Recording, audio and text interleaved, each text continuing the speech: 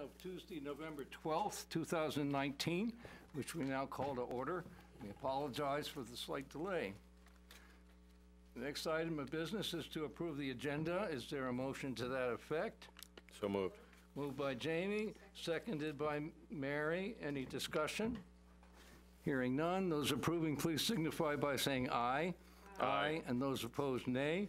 The ayes have it.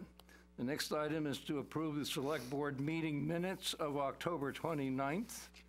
Is there a motion to that effect? So moved. Jamie moves.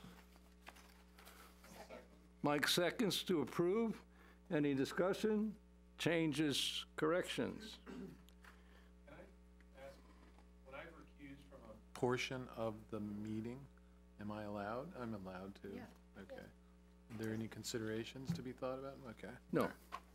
No free sandwiches, Okay. no soft drinks, no. Good question, though.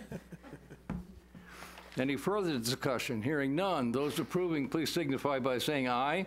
Aye. And those opposed, nay. The ayes have it. Could I just ask Lee to send us the final property tax collection policy whenever you get a chance, just for her?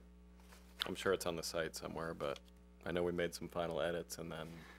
And also the beaver. That was a note Yes, I was those going to two make would be too. good to just- Both policies we adjusted, and it would be good to have final copies.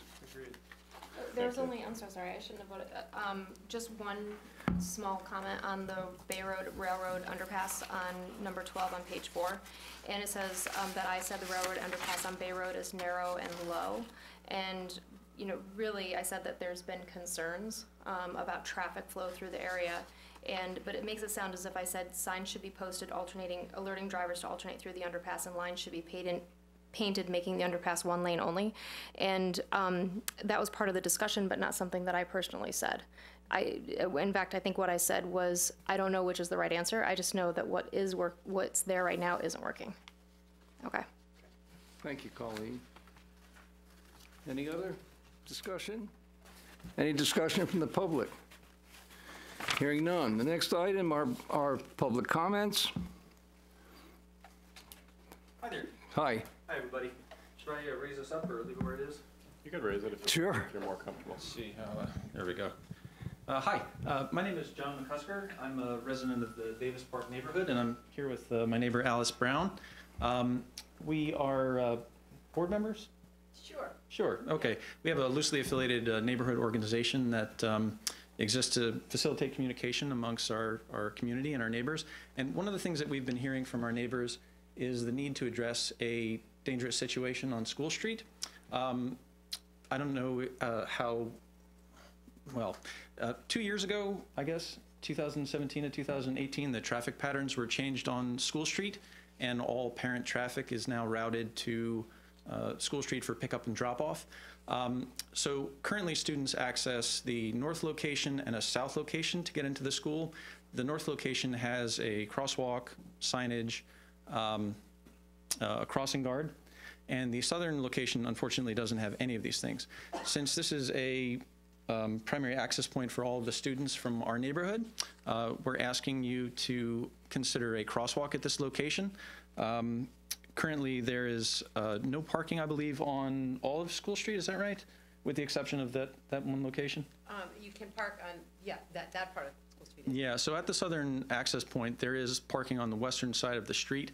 So the cars that park there obscure vision for drivers, and the lack of a crosswalk, well, I guess the lack of a crosswalk doesn't allow for drivers to see pedestrians entering the roadway, and there's no visual indicator at that location to signify to either drivers or students that kids will be in the roadway.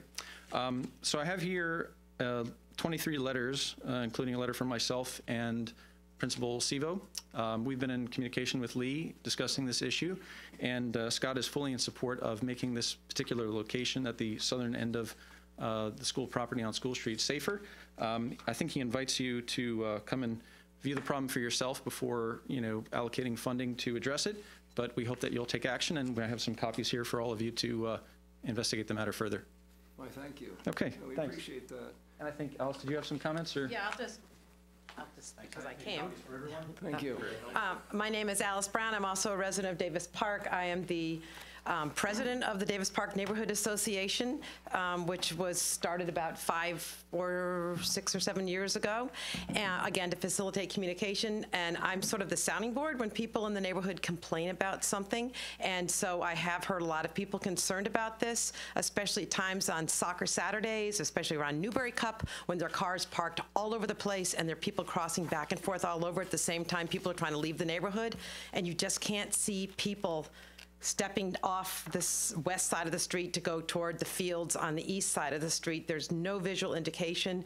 Another problem, having lived in the house for 22 years and having 3 boys go through the school, and they always walked and biked to school, is at the entrance to the school, there's a little sidewalk right there, right where we want the crosswalk, but the curb has never been cut, so it's not ADA, whatever the word is. And we've had a disabled kid in the neighborhood who's now up to high school. All my kids have had to, just like the disabled kid, have to enter and go to the bike rack or go to the school with a wheeled vehicle or bike or stroller through the same driveway that all the buses in the old days, and now the parents are driving in because a 6-year-old cannot pick up his or her bike over the curb and bring it to the bike rack. And a disabled kid cannot, with his walker, pick it up over the curb. So it is not ADA compliant at this point, which has been a big problem for a long time for a lot of us as well. So thank you very much for considering this. Well, thank you. Thank you both. It's good to know that you've contacted Lee. We have, and I should say that Lee has been very helpful in continuing a dialogue on this, and I've been grateful, so thank you, Lee, for helping us figure this all out. I know it's been a little bit of a rocky road, and hope my persistence hasn't put you off. I'm sure he's got, he has absolutely sufficient authority to take this matter in his hands immediately. One thing I might mention, oh, yeah, sorry about that. I know that people probably bring you problems all the time without solutions, but one of the things that we did, or I wanted to do, is to bring you a solution in addition to bringing you a problem. I know that we've been in touch with the Vermont State Transportation Agency, a gentleman named John Kaplan, who oversees the Bike and Pedestrian Program. And I know there are grants available that would fund, I think, 80%, so it would leave 20% for the town. Is that accurate in your assessment? Okay, so if we can secure a state grant in the upcoming few months, that would leave 20% of the cost for a project like this on the shoulders of the town. So hopefully that that helps you to move forward after an investigation, and will lighten the load on the rest of the taxpayers in the town. Well, thank you. Thank you. It is not often that we get We aim to please when we can. have our choice of solutions, some of which are quite positive. No. Well, Yeah. I didn't want to speak for you and Yeah. say it was a perfect solution, but I wanted to present the information, and hopefully it'll help. Well, we thank you very much. We'll all absorb this in our own time for sure, and we'll look to Lee for solutions that he recommends and takes. And if there's any further need for our involvement, or if any of us wish to, we'll go from there. Thank you very much. Appreciate your coming, especially on a hard night. Any other public comments? Hearing none, seeing no hands, the next item is Select Board comments. Do you want to start off, Colleen? Just a big thank you to our highway department for doing such an amazing job clearing the roads. And I think many of us know that in Chittenden County, Shelburne's known for having really, really nice roads and having a great crew that works nonstop and hard to provide us as safe of a commute as possible. Great. No, they're in mid-season form. As expected, whole crew. I was going to say, I went away for a week in October and came back in January. We were saving it. Mike? I can't beat the comments.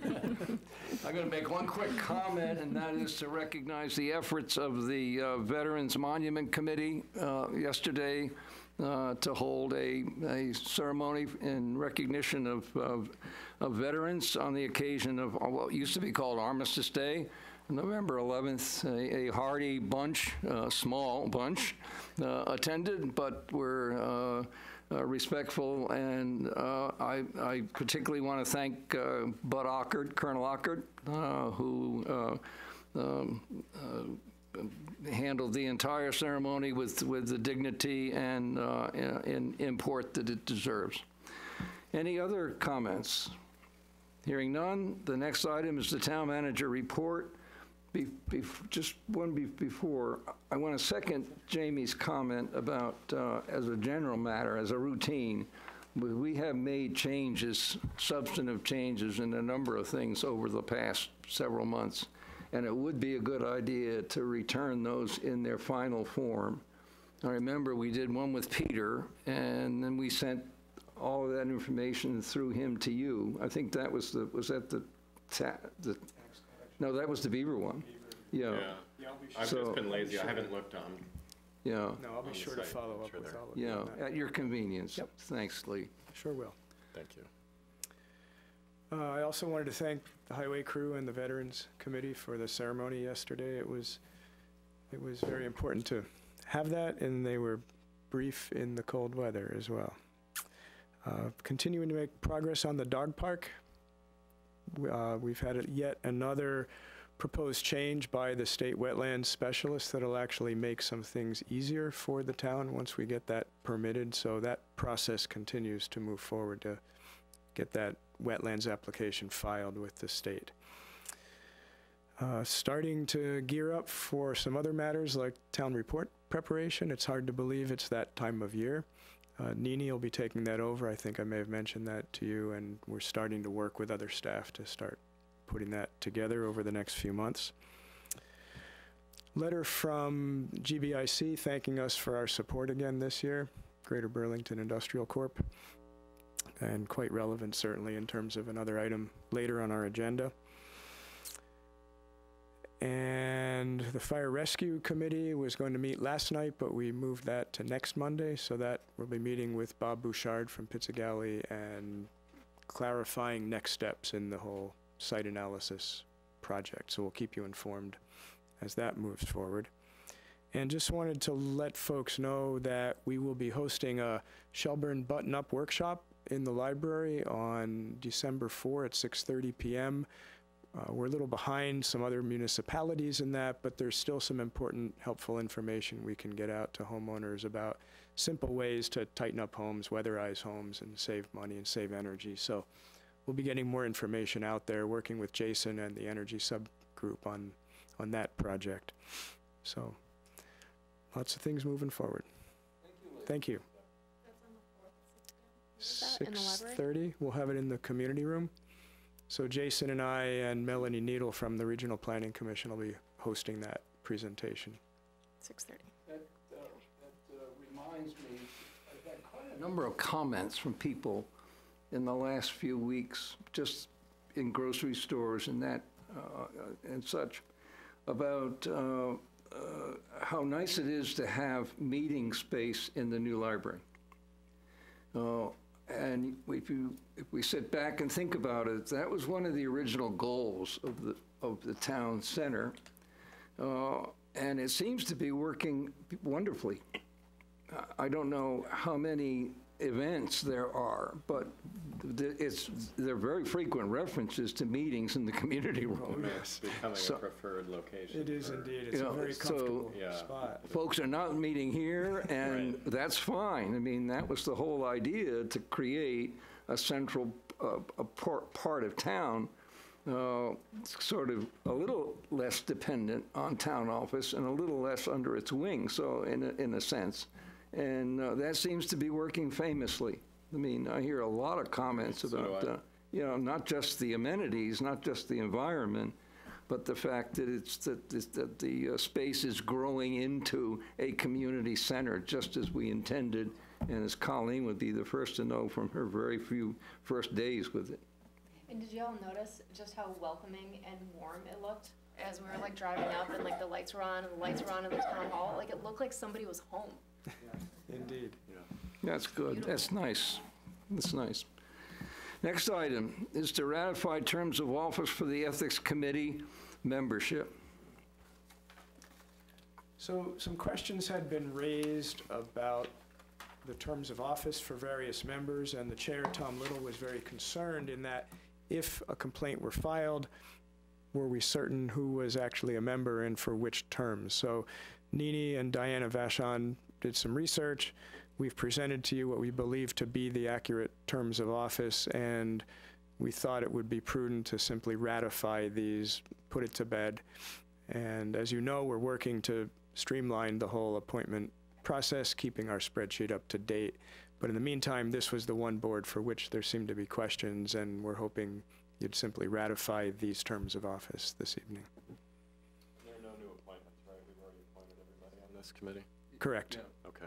Is this Mike's doing? I thought that we did ratify this.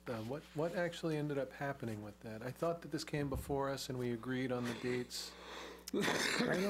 I don't believe it has come before the My board. understanding is we had approved a slate of various CBC appointments at one point in time.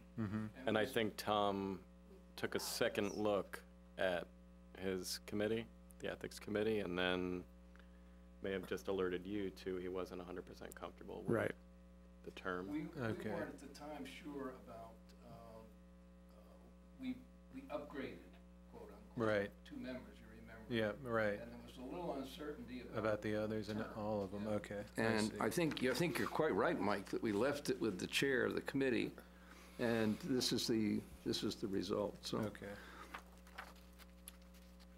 Is there Is a resolution? the action just the resolution itself? Okay. Please. Adopt the resolution as set forth. Mary moves adoption of the resolution, which I'll read briefly. Resolve that in order to remove any doubt about the terms of office of the current members of the Ethics Committee and to clarify the record of those terms of office, the Select Board affirms that the ending dates for the terms of office for the members and alternate members of the Ethics Committee are as follows, and they do. The expiration ranges from the next spring for Bill Deming to 2 years from next spring for Tom Little, Kate Cross, and Ann Powell as alternate.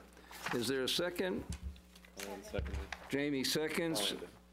Colleen seconds. Any discussion? Hearing none, those approving, please signify by saying aye. Aye. And those opposed, nay. The ayes have it.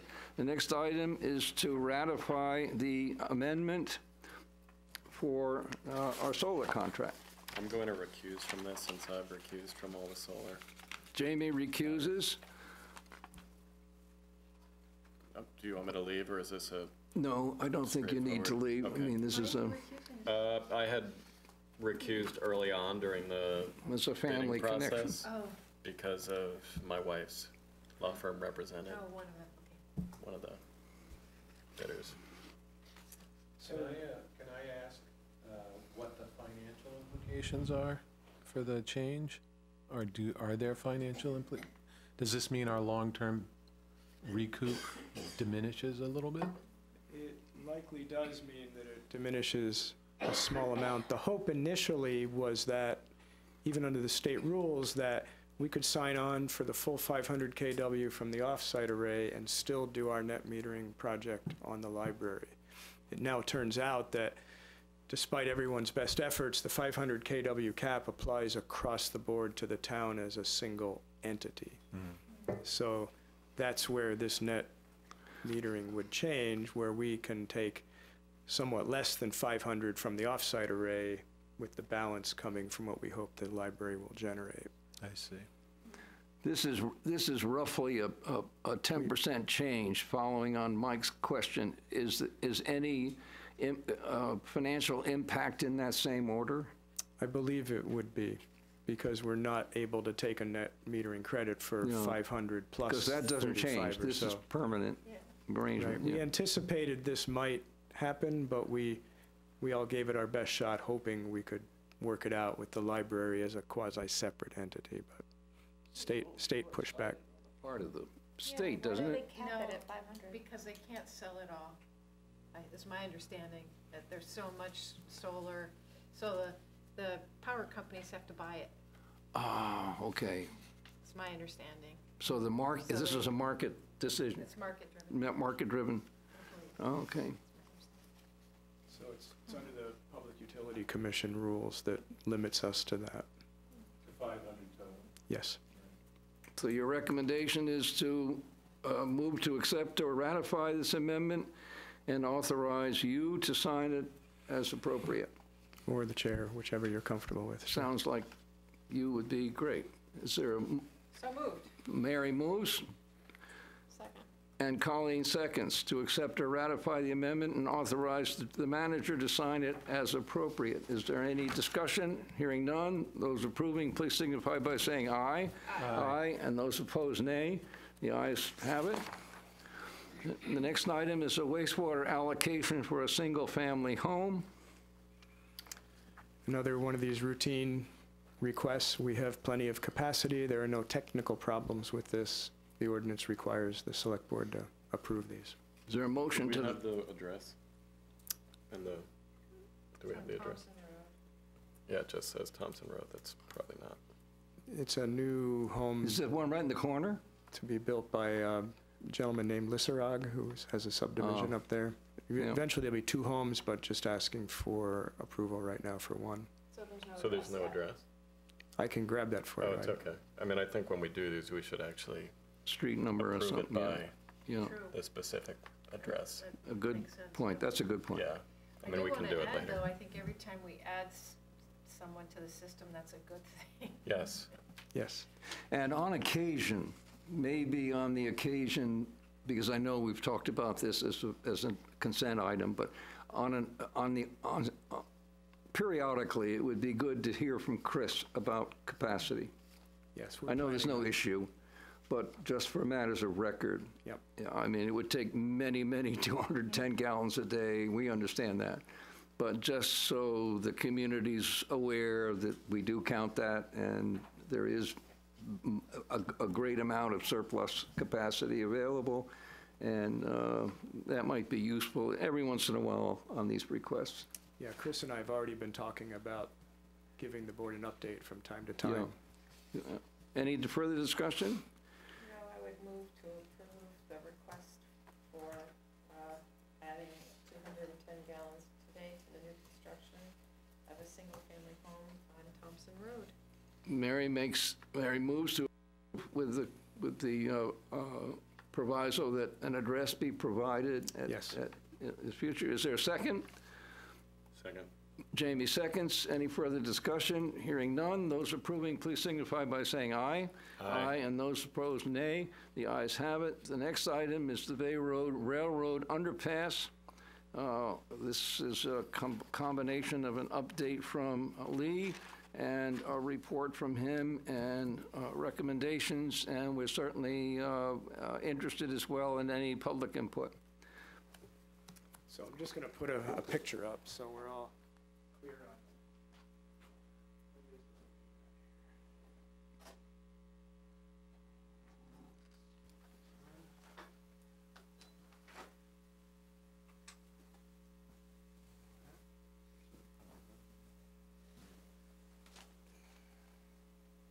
Come back. Did you help with that switch, Tom? I'd be glad to. Would that be helpful, Lee? Would that be a help, Lee? Probably, thanks. As soon as we get this. Want that back? Maybe just one of them, please? Well, Just one of them, please. Thanks, Tom. eventually this will wake up.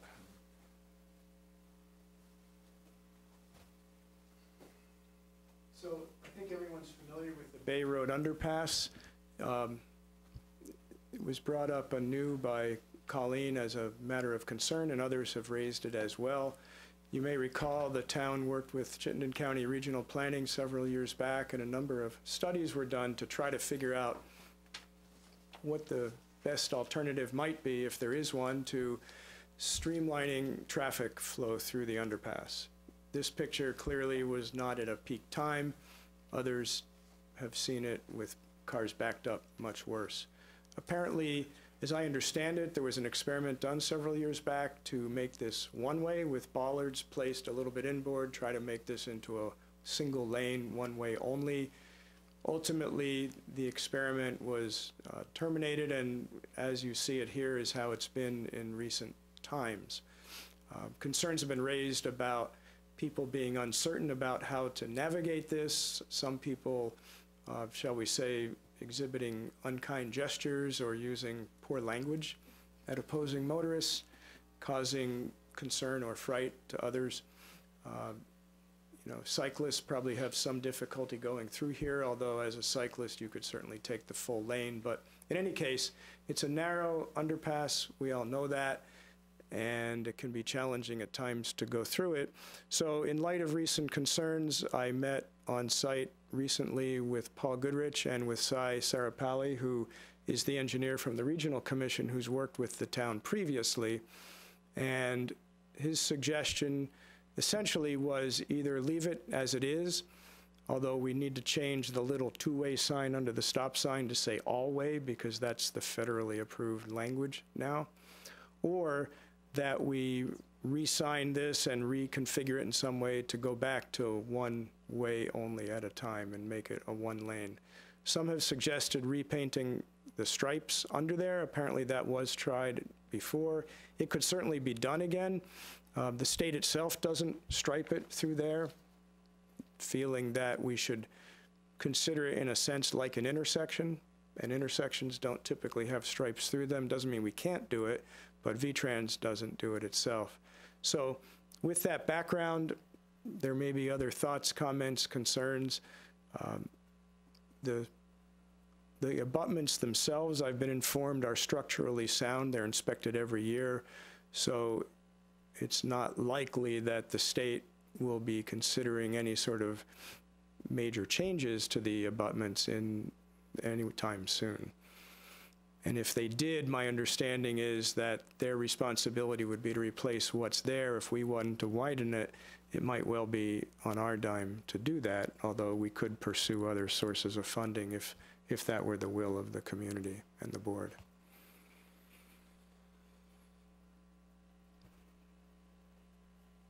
Colleen, do you want to? As far as, like this picture looks ideal, right? There's somebody stopping and waiting for the other truck to pass through. And unfortunately, I don't have this to be able to put on the screen for everyone to see, but I'm happy to show everybody the picture on my cell phone from last week where there's easily 15 cars backed up at this intersection in the morning, and I'm happy to send that to anyone who'd like it. And as I was doing that, or as I was traveling there, a pedestrian was actually walking underneath the bridge and heading east towards Shelburne Road. And then after I dropped off the kids at the school and were coming back the other way, a bicyclist was going underneath the bridge, in addition to all of this traffic backed up. Right now, people are treating it like a one-way. They're stopping and they're alternating traffic. And if that's the way it should, if that's the way people are interpreting this intersection, as we're calling it, then we just need to make that obvious to everyone. Because if you read the street signs say both-way traffic. And the problem happens when it seems more natural to interpret this as alternating traffic. But if you live there and you are in the know, you should be able to just go. And that's where the conflict is occurring, is it's more natural to treat this as alternating, but the rule is that it's both ways.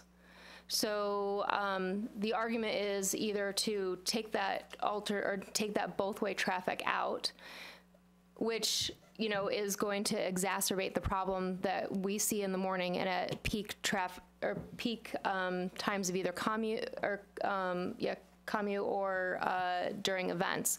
And Jamie brought up like during like Shelburne Farms events, and it's going to make that worse. Or taking away the stop sign and just bringing it back to the way that it was in the past. And it's hard to justify that because it feels like we're going to something that feels less safe. Stopping makes it feel more safe, but it doesn't help flow. So I'm open to suggestions. I think all of us should be open to suggestions, and there isn't going to be a perfect solution. And I said this at the last meeting, that the perfect solution is to replace the bridge, and that's not going to happen. And so we're looking for the most effective Band-Aid. We did do 2 studies back when Joe was town manager, in which we tried out both versions. And then we kind of settled on this in between. And I think the problem is the interpretation of the in-between.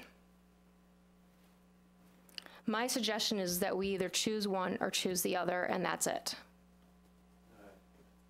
So you said. Yeah. Will that be it? So why is it in between? Because people interpret this as a stop and alternate traffic situation. People take I turns. see people, I mean, I think you're probably right for the most part. Everybody's experience varies, right? I see people go through it yeah. together. No, Some Well, are- I tried that. As you People do said, both. some people are more cautious and will naturally wait. Yeah, I think others don't, and I agree. I don't People think go the through option it. of no stop sign I don't like is that idea. practical, because what happens is people have different ideas about the speed they should go through there. Other people have different ideas about how close they should be to the other side, so you might feel squeezed Totally when agree. you're coming through there. Safer And it's less all safe for around pedestrians and bikers, cyclists. pedestrians, Right, not to much mention safer. pedestrians and cyclists. So if you have pedestrians and cyclists, I think in principle, if you have the stop sign and you recognize you have pedestrians and cyclists, reasonable people will allow them Yield. to proceed. Right. But I do think the problem is, I think it is not, when we say, and I'm kind of curious what this means, that you're not allowed to prohibit people from, is that right? That you're not allowed to prohibit people from going through there if they so choose at the same time? Right. Right now, it is legally, it's a two-way traffic area. Meaning that, but people are legally allowed to go through there at the same Yes. time? Yes. once they stop. And we Yes. couldn't say you're not allowed to do that. Yes, we can. No, you, We could officially, you know, as with the experiment that had been done, make it a narrower one-way That's what travel they did. lane, and then it Right, becomes, no, but I'm That's what saying they- so that's one option, but could we have it as the rule is you stop and wait for the other person to proceed through before you proceed? That is one way. I guess Well, I misunderstand what you you mean. know, I that's a- mean, without saying, I don't know what that actually means. But I think some people think you stop and wait for the person on the other side to go. Yes. Some people think you stop and sort of make sure everybody understands we're at the stop sign, and then they go together. So you see people doing that as well. Yeah, so you're saying is it one way, Yeah, right, right. in each direction, or is it current state, which is, Is it, yeah, both hard ways. going at both roads, Yeah. right. So you've publicly just acknowledged the fact that there are people who interpret this as two completely different situations. Yeah, no, I agree. I think And that's the dilemma. so then the problem is when somebody says, wait, this is two-way, and they start to go, and somebody else says, this was my turn, and it's a one-way, and they start going through the middle of the bridge. Right. what consideration did we give to red lights on either side and pulsing traffic, like you do with bridges and other traffic situations that are not manned? That wasn't a suggestion for one of the traffic studies, so I'm not sure. Why did we turn that down? Well, I didn't Probably know. just- It's a suggestion. You have a stanchion with red and green lights on either side. Like a and they one-way And they bridge. alternate. They stop one lane. Right, yeah. And it's one lane passage, and then you have a red light, and the other lane, Goes. I mean, it's as safe and clear as can be. I would think our investment in the equipment, which possibly is significant, would be a worthwhile tool to have in any case for other purposes in town. Why, did we give that consideration? I don't recall in the studies reading about that as an option. Clearly, it is an option, but, typically what happens at traffic lights is further backups, because they're not going to be able to respond No, instantaneously. they don't correct an So- imbalance of traffic, no. You can sit there all by yourself while 30 cars come from the other direction. Yep. Yeah, I understand that, but that's a solution of It's a another pretty option. discrete, pretty concrete form.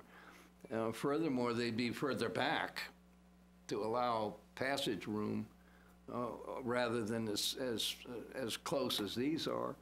Is it worth considering, gang? I don't know. Overkill? I think some people I didn't might mean be, that. people Yeah. might not love lights. There are residents who live higher up that will be looking down at lights, right? My unofficial survey, very unofficial, based on my post on Front Porch Forum, which I wish I did a few days ago, I had four responses 3 in favor of keeping it two-way and 1 in favor of keeping it one-way.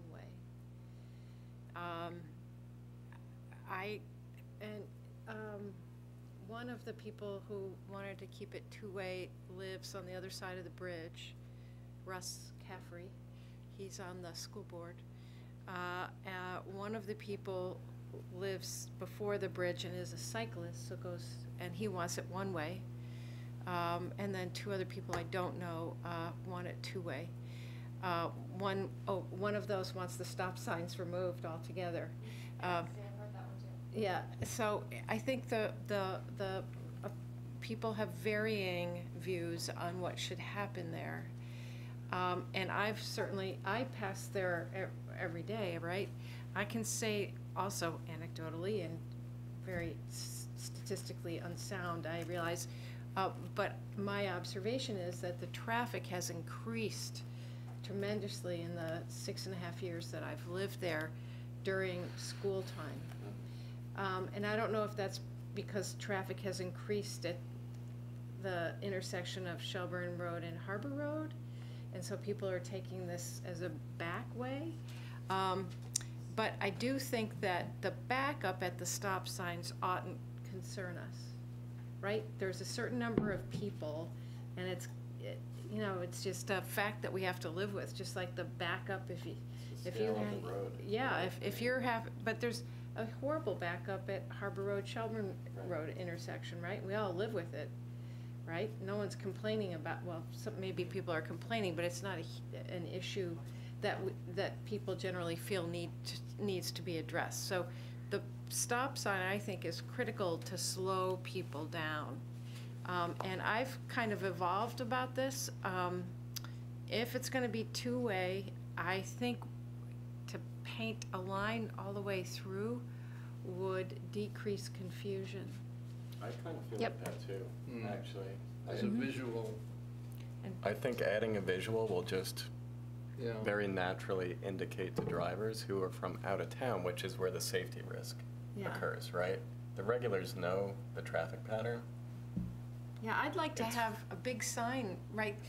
There's room to write SLOW on the bridge. I do think By Mary with a ladder in the middle of the night and a can of spray paint. I do think the signage could be If we improved. see a sign up there, we'll know where.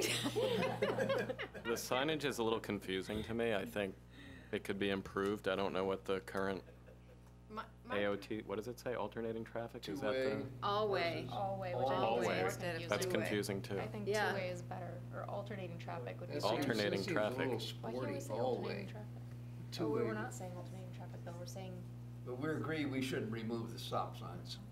right. I think yes. that induces caution and fear. It makes all the sense in the world to have them. No, I like the stop sign. Yeah, me too. My intuition about the line, I'm sort of mixed about. I don't know. I would like to know what a person who's a specialist thinks, or something who has some background in this. If you put a line through there, is that going to encourage, or is that going to cause more confusion? My hunch is that it might clarify, but I'd just like to know what people who are sort of in the know would say. Sorry, the traffic engineer did not recommend that. I'm not aware that he said we were prohibited from doing it. I wondered if there was a reason or rationale for that. I mean, maybe it's because the machine can't get through the bridge, I don't know. Is there a No. rationale for? Well, as he explained it to me, the reason the state doesn't do it is they perceive this essentially as an intersection. Right, you're putting Yeah. a stop sign up. Yeah, right, On both ends, yeah. But, So um, it's sort of But I also want to be confusing. clear that even though there's guidelines, we still make decisions about what's best in specific situations. Yeah, I agree. I mean, I think in 95% of the cases, right, every intersection is pretty self-explanatory. This is just Right, this one confusing, right? It's not intuitive, and Right. I don't know. And it's not really an intersection. There's not two lines I intersecting. think we've painted in the past, and it's worn down, and it's sort of a high, right? Everybody's driving all over the line, so it just wears very quickly. Who cares? We Who repaint it cares? I twice and it agree, costs right? It's a little more $88. cost. It's not a big deal in the big picture. It's not gonna last that long anyway, but it's a visual. Yep. And it seems like most of the improvements here are visuals. a little more explicit instruction than the two opposing arrows, and maybe that'll help. I don't know what'll help the pulse of school traffic any more than what will help it on. Yeah, I don't think we're going to solve the just congestion issue. Yeah. I think the safety piece should be paramount for us. That should be the focus. And Would if there adding be- lines might are there help with other- that. Are there other ways to sort of, to calm the traffic, but other than a stop sign? I mean, I do think, I'm just exploring it, out loud, but, if you had rumble strips, or if you had a big white, We did diagonal that, line. we had that when we did the, Did we try that when we did? when we did alternating traffic, we had white straight lines or the temporary bollards, like the Oh, I see. round flat things. I don't think speed's the issue through it. No, I don't read, No. I don't I hear don't any get the comments impression about it's speed. Well, It's when there's just no clearance. stop sign, It's I just- would Oh, sometimes have definitely. experiences Oh, of yeah. people zipping Yeah. through there. That would be Yeah, I think that. traffic by the dare, yeah, I So mean, we need, I like the idea that either stopping, but what I'm worried about is that we're gonna have so many different projects here that there's just gonna be mass confusion about what the new expectations and norms are. So I feel like we need to figure out a good system, and then sort of, it's really, I think Lee made a good point when he said, we're dealing a lot with also behaviors, and how do you get people to behave in the best way for this intersection? I think one of the things, make it as clear as possible and make it, but also just to have a set, this is how it's gonna happen, and let's, That's why I Let's don't try think to get going back to behavior. one way is a good idea. It's Yeah, gonna nor be do I. like, if it's Thursday, it's two ways, if it's Right. Friday, it's Yeah, one. exactly, yeah. I think we gotta stick with the message that we sent. There was, Joe made it clear, he did a lot of posting about this at the time they made it, one way for a while, that it was an experiment, and then it went back. Yeah. I personally liked it, the one way, but I did have a neighbor who said, I've lived here for 38 years, I ain't going one way on this, so, I think, What about like a sign like this? Like you have like the two arrows and then there's a line in between. I mean, does this look to people as if it's like you're supposed to travel in your lane underneath the bridge? So you stop and then you go. I don't know that the state would be thrilled about a homemade sign, but on the other hand, it's our jurisdiction, it's our concern. Well, and the state's not willing to help us in the other way. And we'll Yeah. give them Colleen's phone number. It's all right, I got caller ID. All right, it's on the back of the sign. Are there any suggestions or ideas from those of you listening? I'm Ellen McShane. I live at 743 Bay Road. I'm about 3 houses down, going towards the farm. And when it was one way, there were 30 cars backed up. You can't leave the house at 3:15. You couldn't get out at all. Now you can get out, but you have to wait. And I appreciate the stop sign, because I think it's really helped the environment, and I think you've been really supportive of trying to make it safe, like you're saying. I think that if you could put the stripes down the center, because we had it at the beginning, and then, like Jamie said, it got worn off, and it's just gotten confused. I'm obviously back and forth all the time, and so it's about 50% of the people are going together, and the other Correct. 50 are one at a time, So I think anything you can do to support that. Plus, I don't know if there's any incentive you could do to get the school and the children to go on the bus, because there's so many parents driving their children to school. It's phenomenal. The traffic on That's a that different road problem. is like Shelburne Road. I don't know, I was thinking of, could you give them incentives? Something that would make it appealing to the parents to put the kids on the bus. That could help a lot. Okay, thank you. Does the school, thank you very much. That's an interesting observation. Does the school pulse children leaving? Does everybody go at the same time? Or do they No, sort of don't. pulse They're staggered. 50 at a time? They start the buses before you can pick up. in vehicles. I think they start like at 2:30, and then there's another bus that leaves like at 3 or 3:15. So basically, people riding to school to pick up their child are all going at the same time? They're all going at the same time. They're going after the buses. There and then back. And in the morning, because most of them are going to work, they have to go fast. So they're going even faster than I think Yeah. than they normally would. That's an interesting idea, that maybe if they release them in groups, maybe that would at least lengthen out the traffic It might. rather than bunch it all together. That's an interesting point. But it's hard to see the empty school buses all the time. I never know when they're starting, so it's hard to know. But there aren't many students on the bus. No, I know that this is an issue. The efficiency of the buses is an issue. Yes. And getting them, it's also because of our geography and our terrain and where students line up. And also, in order to be efficient, we need, we were the first on the line for once. It was before Sixth, to get picked up so that So they could early. make, so that they Yeah. could make the routes and. That's and not fair about to how many can you students, get yeah. on so there's No. some real economies of scale problems. But I agree. I mean, my daughter's been thinking about this for the high school. How can we, in which they have a very similar problem, obviously. And so how do you get people to take the bus? For all sorts of reasons. I mean, it's not economical, it's not environmentally as good as we could be doing. So I agree, but that seems like a. But That's I our want to next thank forum. you. Transportation next, forum, there we go. transportation. Heat it up, Mike. Go ahead, Jamie, I'm right behind you. Local, we heard you commit to that, Mike. Thanks, Mike. A local Putting your hand transportation. up. There's some committee I could liaise with. Well, we thank you very Yes. much. We're And going to. I'd like to thank you, too, because you're being reasonable and thoughtful, and that's very appreciative, that we're not going back to one way. Appreciate Not it. tonight. Dean, When this issue first came to the attention of town staff. would you quickly identify yourself? Sure. Dean Pierce, Director of Planning and Zoning, and I just wanted to bring back into the members of the board's memories that when this issue first came to the attention of staff, at least some of the problem as it was framed, if not most of the problem as it was framed, concerned safety hazards to pedestrians and cyclists. And so far this evening, the discussions have really had to do about the communications between drivers and whether or not drivers are going to be seeing each other and stopping for each other. So I would suggest if this wasn't mentioned to Cy when he did his site visit, that perhaps if we're not going to go back to a one-lane system, the possibility of some additional signing putting drivers on the notice of being aware of cyclists or being aware of pedestrians, because again, that was really the original 100%. A share the road kind of, that's a Yeah. great idea, Dean. Thank you. Could we have something like pedestrians and cyclists have right of way, or is there a sign to that effect, or?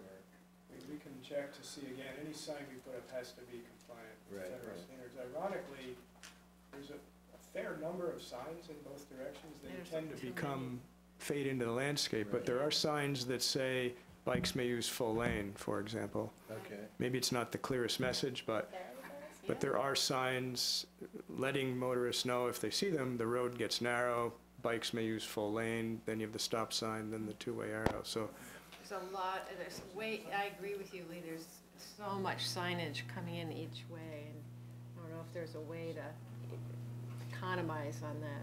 There's a, Well, it seems our consensus is that we should retain the stop signs.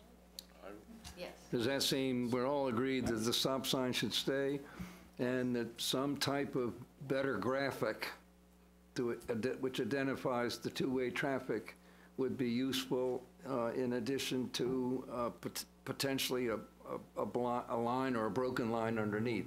Of course, this time of year, that's going to be a little difficult to achieve, but I don't know why we couldn't think about our homegrown sign. I think Colleen makes a really good point that if you had a broken line in between those two arrows or a graphic similar to that, it would be a pairing up of the visual on the ground as well as one that's anticipated on the sign. I think that's a great idea. So, I'll see if there's one yeah. that's available. But also to remove the two-way below the stop?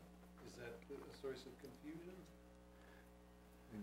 I got the impression that. What the traffic engineer said that it should be federally compliant, and it should say all way. Always, yeah. I'd like to see But I us think- paint it, though. What's that? I'd like to see us paint it. I Paint all guess the I'm on lines. the same page. Yeah. Right. So we will, I will follow up with Paul and back with Cy on the signs and with Paul on the road striping. yeah. Did you want to comment, yeah, in terms of your own, our own experience with the 4 stops? Right. Versus just one, yeah. Well, I don't live there, nor do I drive there very often, but, I mean, just from my point of view, I think a line down the center would be much clearer. That would show drivers that there are 2 lanes. In terms of our work on the pedestrian safety, I think the stop sign probably helps with giving access for pedestrians and bikers. I Thanks. guess that's. That's Jane Zanatti, thank you, Yeah, Jane. Jane Zanatti, sorry. Yeah. And I was going to say the same thing about anything that the town can do to encourage kids to take the bus, I think would alleviate traffic in the center of town and at that point, and for the people living in Davis Park, it must be horrible trying to get in and out of their homes at school times with parents lined up, picking up kids and dropping off kids. For what it's worth, my 2 cents.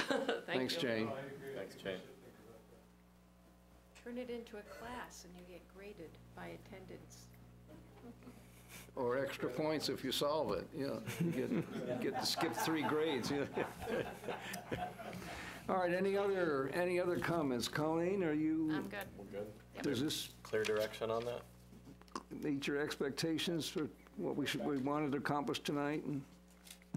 Okay, any other discussion? Hearing none. The next item is the fiscal year 2020-21 budget. Is this an action item, Lee? I didn't quite understand.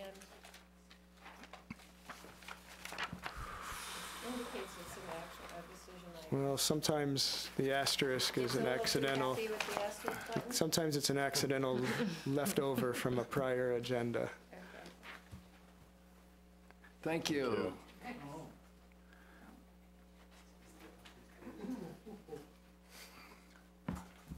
just want to also say, Lee, very nice picture. Well framed, well composed. So the board in prior years has always sought to get an understanding of what are those unavoidable cost drivers that we're looking at in a subsequent fiscal year's budget before we even start really looking at proposed increases of any sort. What's fixed? What do we have to spend money on? Last year, as you recall, the board had a target percentage that it felt it could support and that the community could tolerate, and virtually all of that was, the nut as we call it, was used up by fixed debt and unavoidable costs. Question? Any bigger? We will try. Let's Right yes. where it says that's 50, see the plus sign there? we Which can one? try. Yeah, there you Yep. go. Oh. Excellent. How's that? Thank you. Thank you. Actually, I think we have that from our last meeting, don't we? So thanks to Peter Frankenberg, we have some, not all of the known increases coming our way, or possible increases for next year. We don't yet know what our property liability workers' comp insurance coverage will be. We don't know what assessment will be given by Green Mountain Transit for its service to Shelburne, and we don't know what the county tax will be yet. And when we're given those are fixed. We have to pay those or search for alternatives. Health insurance, Blue Cross is projecting a pretty significant increase for next year. Doesn't mean we have to stay with Blue Cross. We are looking into some other alternatives, but at the moment, at least based on what we have and what we know, that in itself would be nearly a 1% increase in the tax rate right out of the box. Not easy. A $68,000 increase in health insurance would be a 1% increase in our tax? Wow. It's a mill, you know. As far as stormwater goes, as you know, we're proposing to keep the 206,000 or so on the tax rate for next year. There will be an infusion from the stormwater utility presuming that gets approved at an upcoming hearing. Chris Robinson is also proposing some in capital expenditures, the $50,000 that you see there. So that becomes a cost driver as well. And then debt payments other than library, those are fixed from old debt, some of which will be retired in a few years out, thank goodness. So that's actually showing a slight decrease for next year. But as we knew, the first year or two of debt payments and principal on the library will be a significant driver as well, and you see that as the last known line here. That in itself is a big driver on the tax rate. So based just on what we know, the so-called nut, if you will, we're looking at a 4% increase if all of these numbers stay where they are and we can't find some alternatives before we even really get into the budget discussions. It's not an easy presentation to make. Well, I think there are two things, Lee, that should be on that list. As prospective as they are unavoidable. One is the collective bargaining agreement with the PD, and that isn't going to be a reduction. No. So if we only pencil it in as a plus of some unknown amount, and we've committed to a town meeting vote between now and next November on the fire rescue site, which we should recognize is an anticipated, it's a prospective amount of investment. I think we can keep in our heads the fact that some are prospective and some are real, but I think we ought to have those in the same pocket. So we're looking at closer to 6%, right, as we stand. We could well be. This assumes a grand list of basically no change or up to 1%. Yeah, we're estimating perhaps a 0.5%. The challenge on the grand list, of course, and we would like it to grow, but the larger it grows, the more you need it to grow. If we hope for, say, a 1% increase in the grand list every year, that 1% number in actual numbers gets bigger and bigger over time. So it's helpful in the short run, somewhat self-defeating in some ways in the long run. Now, as we approach the full season, we shouldn't anticipate any relief from the grand list. And we're looking at virtually an acceptable tax rate as it stands, increase just on its own. Why doesn't, I didn't quite understand the rationale on the grant. I mean, I understand that more people means more services required, but that's not what you were saying. No, what I was getting at was, well, say you have grand list of $100, pick a number. To grow that 1%, you only need to grow it by $1.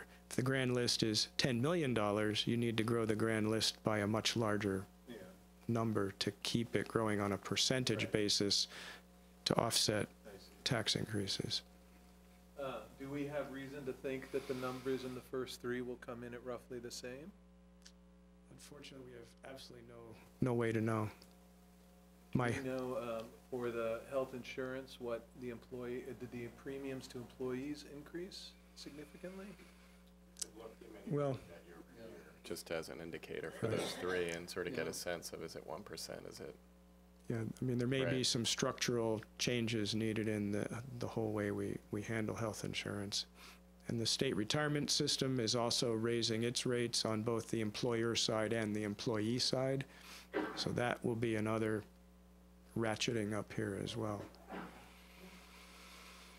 We were a little less than that last year, right? We were about 3.8, weren't we? 3.8 something. Yeah, but the library debt was much lower. Yeah, That's that, the difference. Really. so it's just the, Yeah, that in itself is a long-term big. debt that's yeah. driving So most this of is that. a little healthier. It'll be that way again next year, Right. from what I understand, if not worse, and then it'll start to go down. Exactly. Yeah. Yeah. We knew that the next 2 years would be. Right. Well, what's your message? My message, I mean, again, thanks Flat. to Peter for this. My message is Flat. we have a big challenge ahead of us. Indeed. What are potential ways to, so, I'm sorry, tax collection doesn't really, the money we've drawn on tax collection doesn't really figure into the calculus here. That's just money that was owed, so that goes back to the coffers, so to speak. That's the wrong year, Is- too. Yeah. So, So current year surplus, if we land there, isn't set off against If we the did, nut? and we're certainly doing what we can to keep current costs down, but sure, if we have some surplus that can Right. be applied ahead It would set off. while maintaining a reasonable balance, fund balance. and because we don't borrow from ourselves, we're going to consider that surplus zero for budget purposes, right? We don't expect any relief from you and Peter next Well, June. I hope we can offer some. Well, that may be, but that's borrowing from ourselves, which is probably not a really good idea for budget allocation. But we had this challenge last year, and everybody responded very well. It makes for sharp pencil points, but it also, I think, creates a complete and fair understanding of where we are, so that there's no mistaking the fact that we've got a real challenge. And otherwise, yeah, it'd be nice. So- It'd be nice to have a different I know. a different life, but that's the way it's going to be. So, So the goal here was basically to give you that high-level overview before we get into the more detailed yeah. review and analysis of budget proposals. Did I miss that in my packet, or can you print that out? I don't I'll print it out. This was something that was prepared today, so. I'd love to have a paper copy of it. Yep. I, do that. I mean, to have handy for public use, and in case people have questions, and maybe you're managing your staff, and it may have some utility there too. But I think I'd add a few things that are not denominated, but we know we absolutely know there will be a new CBA. Yep. At this point, we are anticipating a vote. We don't know, obviously, it's going to occur, but and anything else just maybe in on the same sheet of paper, so everybody understands the game here, which is we're booked at the start. With that, is that an apt summary? Yeah, I think so. Oh, So, thank you. we appreciate that, Not Lee. wanting to be the bearer of this news, but it's the No, reality. wasn't anywhere near as painful as you thought it might be, right? Not yet. It'd be Thank you. painful on the 11th. Was it the 11th or the 12th? Right. The 11th is what we settled on for our all-day budget review. Do we have where that's going to be and the time it's going to start? Any information Like the yet? community room? We haven't picked a room or a time. I presumed we would keep the same kind of schedule, but we can talk about that, see what works best for everybody. I think this is a really useful exercise because it sets you up right at the start with, you get guidance on expectations here. And there's no point in promoting a false expectation. Here's the real world. And flat is not ugly. Flat is not terrible. Flat means some more choices than maybe we made last year because you've got to allocate among some understandable increases in service costs. Some of the contracts, some of the items that we're anticipating in costs are going to probably come in higher by the time we actually get there, blah, blah, blah. So I appreciate the effort that you and Peter have made because I think this is a really good way to start. I mean, a really good stage setter. I give credit to Peter for Yeah, his helpful review of this. thanks. Questions from anybody? Hearing none, the next item is what we've been waiting for. And that is Jamie and Mike's presentation on, oh no, I'm so excited. The next item is the question of enhancing interest in community service on committees, boards, and commissions. This grows out of several observations that some of us have been making. One having to do with the number of student representatives, student members. Questions such as whether those should be invited from just CVU or encouraged as well from Rice and Waldorf and others. the question of openings, which was more serious, really, in midsummer, wasn't it? Midsummer, we were looking at 5 or 6 vacancies and not much of a list of prospects. We've filled most of those. We have others who have had some direct experience with this and who might speak to us. Do you want to take it from there? Sure. It's just really helpful timing for this conversation because, as you know, pursuant to the policy, we'll shortly be contacting those whose terms might expire next spring and asking for their interest in whether they'd like to re-up for another term. And then we'll be following through on the process of advertising for any seats that we either know or anticipate would be open. I think the student program has been a great addition to the community. I have some ideas for how that might be strengthened, but I know Ron Bouchard is here, and he and Pam Brangan have been talking about this whole concept of enhancing volunteerism, and I'm sure Ron will have some helpful ideas for us as well. Ron, can we start with you? We can, thank you. Ron Bouchard, Shelburne. Take advantage of the mic. Certainly, will do.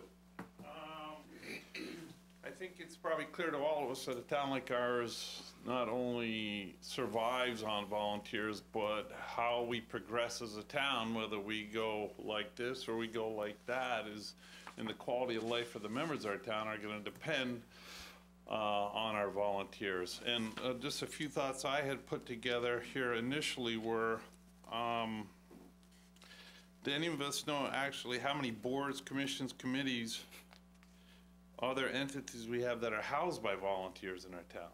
And of those, how many volunteers do we have in total? How many vacancies do we have? Does anybody talk to our volunteers and say, what do you like about volunteering? What can you see that be improvement? Have we thanked these people?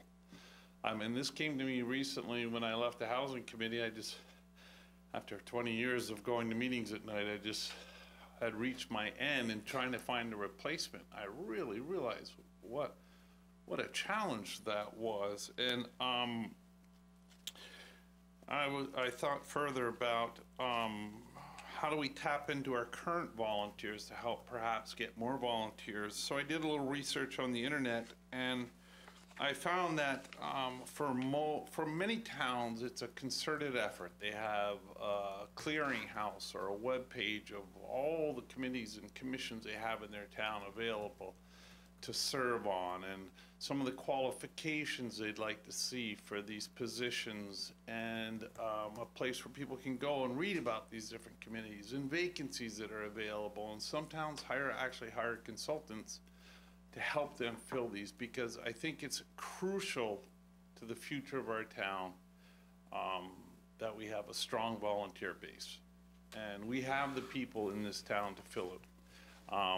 There's a lot of things that can be done, like celebrating these people and recognizing these people and talking to them and why do they serve. So, I mean, I know this is a preliminary discussion, but I think, you know, in my mind, I saw a big flow chart of like, here's the select board, here are the committees under the select board, here's the planning commission, here's all our different committees, and how many people serve on these, and who are those people, and how long have they served, and just, I mean, there's a lot to it. I think a lot of it falls on Lee now, and I just think it should be really a more concerted effort for the town to look into this and to explore it. And maybe we get some volunteers and start a committee, a volunteer committee.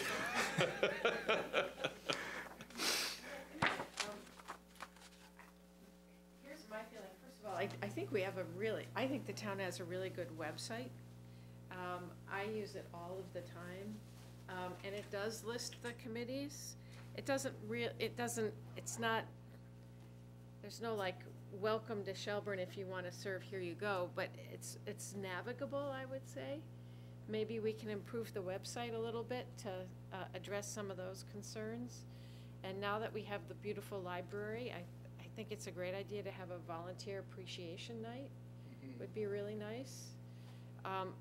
From a personal point of view, I would say that my volunteering when I moved, I'm a newcomer. I've only lived in Shelburne for 6.5 years, and when I first came, I got visited by Joan Lennis. Yeah.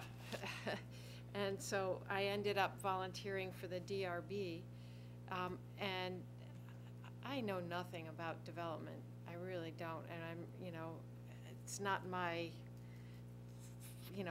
goal in life to be involved in that kind of activity, but I would say as a compliment to Shelburne, a huge compliment to Shelburne, that my service on that board for me was so rewarding personally. It made me feel welcome in Shelburne. It gave me a sense of the town and where I belonged in it.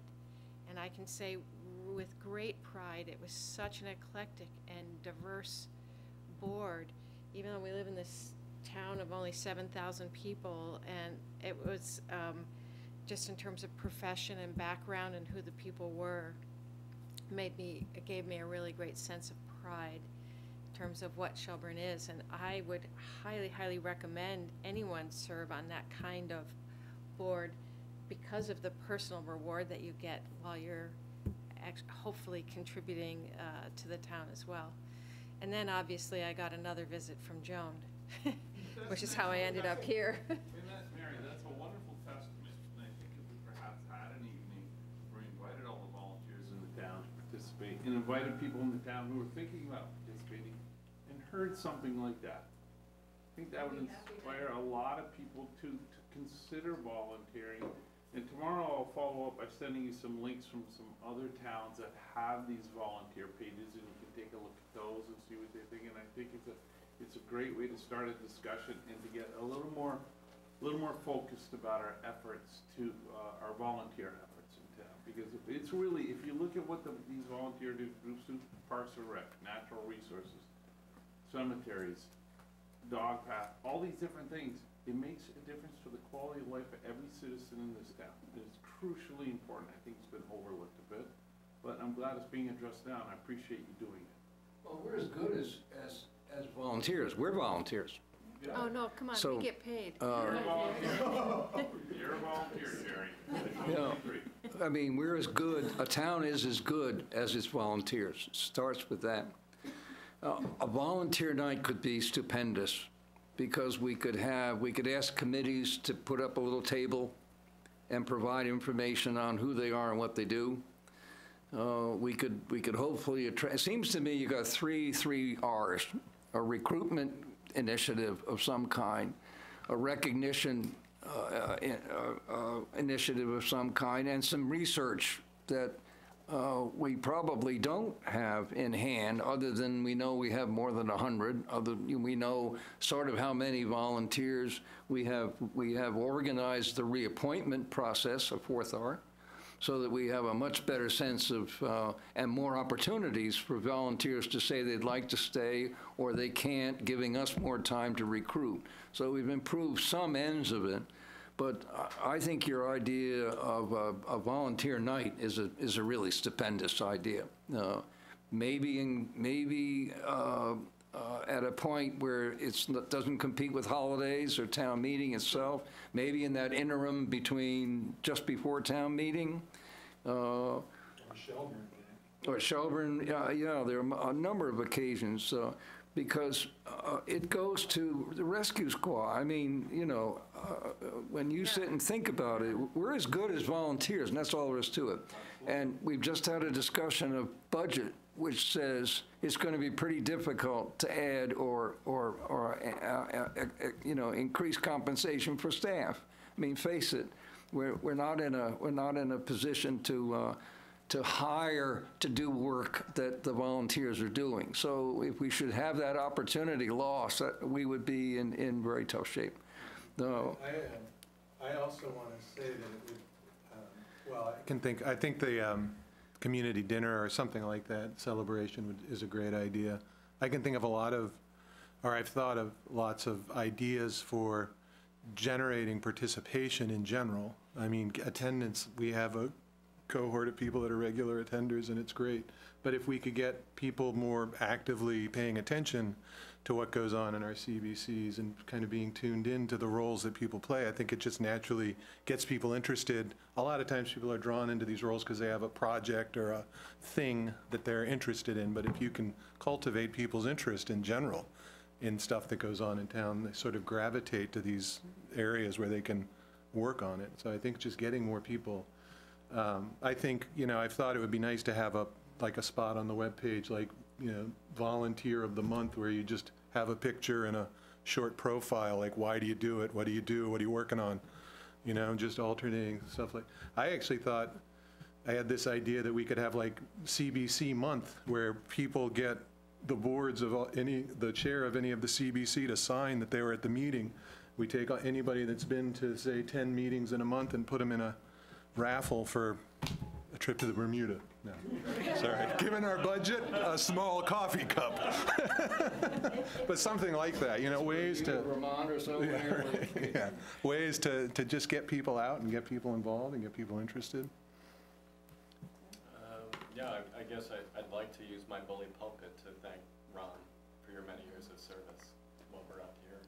Ron and I served on the planning commission together, and Ron chaired that commission, and you're a model servant, so you're here again late at night volunteering. So it says a lot about you, and thank you for driving this initiative. I agree. I think I like those profiles of volunteers. I think the website to me can be a little bit buried at times. I would love the Shelburne News, Yeah, I was Lisa, going to to suggest think that. about profiles of volunteers throughout the community. That just gives more visibility. Why do you do it, right? Mary's testimony there was a perfect example of what people would like to hear and what might engage the community to put their hand up and actually sign up to do this. Agreed. One more thing, I think something visual, you mentioned like mapping out how the town works and what are all these committees would be helpful, because it's, again, the website's great, but you need to kind of know what you're looking for. So having just a high-level visual, And also that would just, quasi-judicial and yes, sort of non-quasi-judicial functions is something that's helpful. I think for people so. to understand, yeah. And, the newspaper does do something like that, like you guys highlight somebody in Shelburne, but it's more of a get to know your neighbor, right? No, neighbor. Yep, yeah. And they alternate between the communities. right. Mm-hmm. So in Charlotte, Heinsberg, Shelburne, they kind of do a little rotating thing. Susan? Susan McClellan, Falls Road. I may be old school, but I still like to think that our volunteers come from within our own community also. And then as far as people coming to meetings, I'm on Parks and Recreation, and I think the last time we had someone at our meeting was probably when Mary came and spoke to us. So it is hard to get people to meetings. I don't know what the answer there is. Thank you. Thank you, Mary. Jane? Jane Zanotti. The town report does have something from each of the town committees and boards, and it actually, and it lists all the participants. I actually do read that and see, oh, who's on different committees. I don't, so there is something in writing every year, and I don't know how that might be able to be used or disseminated more. Probably there's very few people that actually look at the town report, but I just wanted to mention that there is actually something written each year. I think having like video testimonials would also be interesting, right? Like On the website. yeah, or elsewhere, right? Whether they could be pushed out by the SBPA or the library or on their own. I noticed that Comcast is now going to be required to advertise local meetings on now it just says local government on your Comcast listing. They're now going to be required to actually list which towns and which meetings they're going to be broadcasting. Might be something, that we could actually put on the website. These are the dates and times that the DRB and the select board meetings, you know, just also getting people in the community who are not able to get to the meetings on a Tuesday night to actually, you know, tune in to the streaming version. There's going to be easier ways to do that. That could be helpful too. Well, I think part of the worth of taking some initiative here is that we're being proactive. We're not at a point where we're desperate and seeing the work of committees and commissions and boards suffer for lack of people.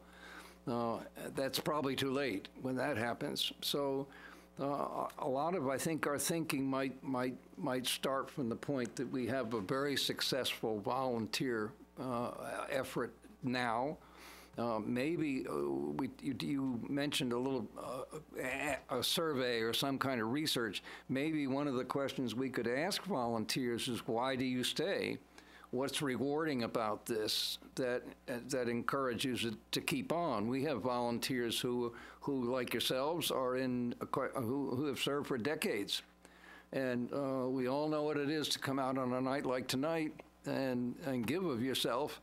But not all of us know how that is for 25 years. You know, I mean, it probably would be very useful to understand as part of the fabric of the community how important it is in terms of relationships and other things that we don't ordinarily think about that might also give us some clues about recruitment. But we've had the luxury on a couple of occasions, some of us will remember, of more than one person interested in a job.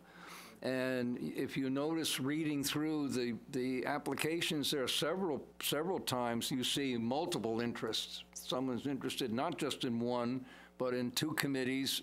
They just simply want to serve. So it's a tough time of year to add to your plate, for sure. But it sounds to me like maybe with our help, we could come back in another meeting and at least talk about some specific ideas, like recognition, like a volunteer night or program. How would that work? What ideas do we have about that? That's something we have more than enough time to organize. Yeah. Yeah. I would like to suggest that at town meeting, we talk about the various committees that we raise this issue, because you have a good audience at that meeting, and that we have a volunteer appreciation night sometime shortly after that. I know that our terms start in April, so it would make sense to do it, say, the first meeting in March after town meeting day. That's a short window to get people to apply if there are openings, but it's also an opportunity to appreciate people who might be cycling off too. So because the information provisions in Shelburne days is very successful. Yeah. People stop by those booths. I mean, but what do you think? We come back next week and Another thought. This is about town meeting, and this is what I was going to say is, you know, we have that big screen set up, and what if, you know, and maybe this isn't one of those things that can be done in the next couple of months, but we had pictures of various volunteers, and then almost just kind of like a slideshow of just pictures of people volunteering. And then we make a specific comment in our select board comments at the beginning of the meeting, just highlighting the volunteers in the community, and if anybody's interested, you know, just to fill out like a little like postcard, because then we're also gathering data. We're gathering names with emails, and we can say, hey, look, this is a list that's going to go out. If this is an opening, is anybody interested? Because there's people that come to a town meeting that don't go to any other meetings the rest of the year.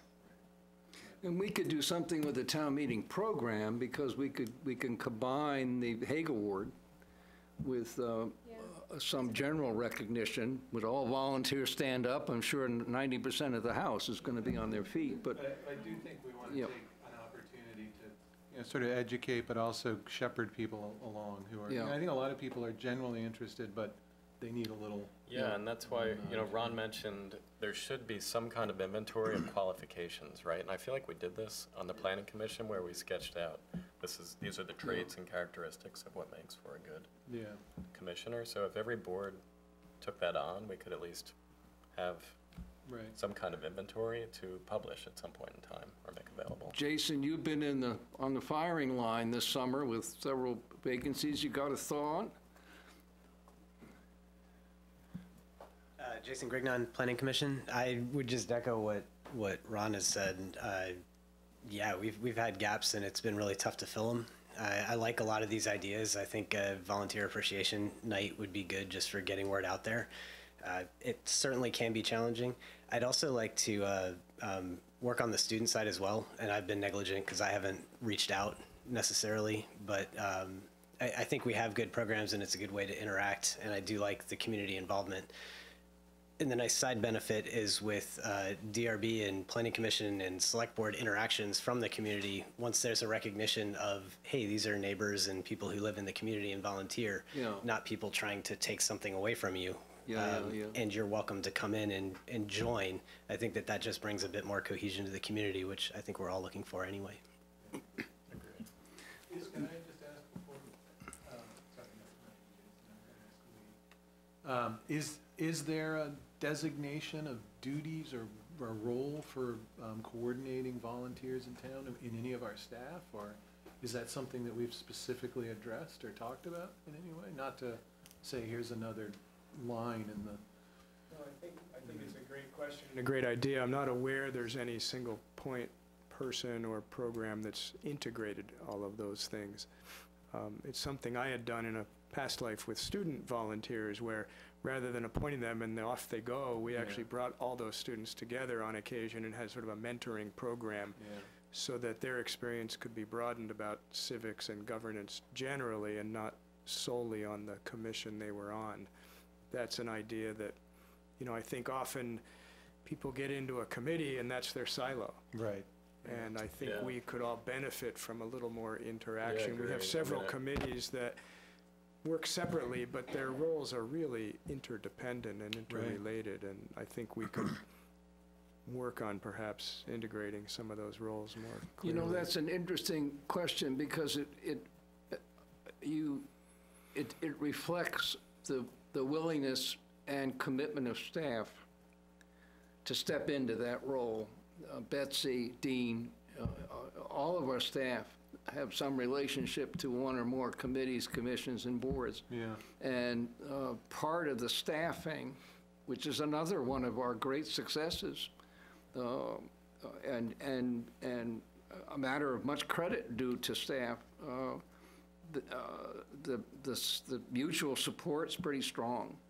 So what rec committee might need or want or think about, Betsy's probably, at least in step with them, if not maybe half a step ahead. And the same, I'm sure, is true for Dean in terms of his support of at least 3 or 4 commissions. And so we have such a positive basis from which to launch some of these ideas. My sense is that if you feel that you can take this on, perhaps with the volunteer help, maybe one of us will step forward to assist you, that maybe we take up a couple of the ideas. I'd like to get back to the student membership because that seems to me a very important area, and the school year is underway. So there's a kind of a timing aspect to it.